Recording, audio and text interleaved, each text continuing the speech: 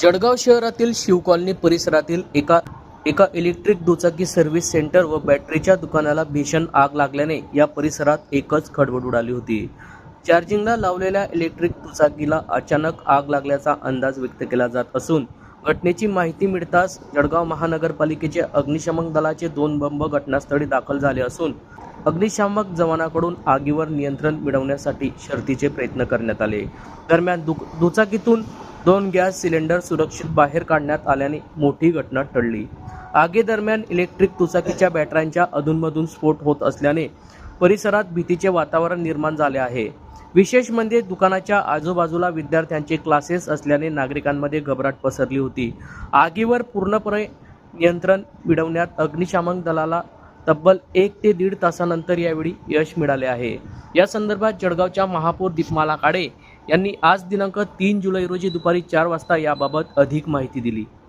ही आग विझवण्यात आली होती। ही आग जी लागली होती ही एक गॅरेजला लागली होती। मला वाटतं गॅरेज होतं आणि वरती त्यांचं काही त्यांनी वरच्या बेसमेंटला बॅटरीज त्यांनी ठेवलेल्या होत्या। तर मला वाटतं काहीतरी शॉर्ट सर्किटमुळे ही आग तिथे लागलेली होती।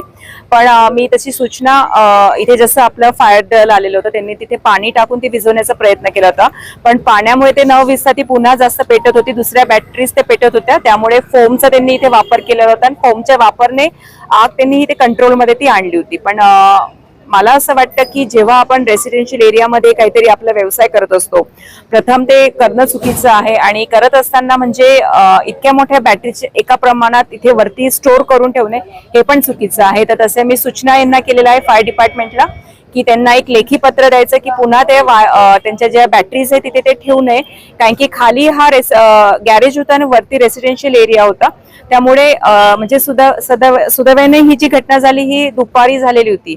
रात्री झाली असती तर ती शक्यता म्हणजे कमी आहे की लवकर इथे पोहोचणं आणि निरोप भेटणं। त्याच्यामुळे रात्री ही घटना झाली असती तर मला वाटतं मोठी याची हानी झाली असती। सुदैवाने ती दुपारी झाली आहे म्हणून ती हानी टळलेली आहे। पण भविष्यामध्ये कोणीही कमर्शियली असं काही करत असाल तर प्लीज रेसिडेन्शियल एरियामध्ये करत असताना लक्ष राहू द्यायचं की आपण जे आपल्या बॅटरी वगैरे स्टोअर करत आहोत ते प्रॉपरली स्टोअर केल्या गेल्या पाहिजे किंवा बॅटरीज शक्यतो इथे नकोच। फक्त तुमचं गॅरेज आहे ते करता असताना बॅटरी स्टोअर करू नका हीच मी सूचना महापौर म्हणून करू शकते। आणि इथले नागरिक तात्पर्य होते लगेच त्यांनी मेसेज केला म्हणून इथे फायर डिपार्टमेंट पोहोचलेलं आहे आणि पुन्हा फायर डिपार्टमेंटला यश आलेलं आहे की काही न हानी होता त्यांनी हे सर्व कंट्रोलमध्ये आणलेलं आहे।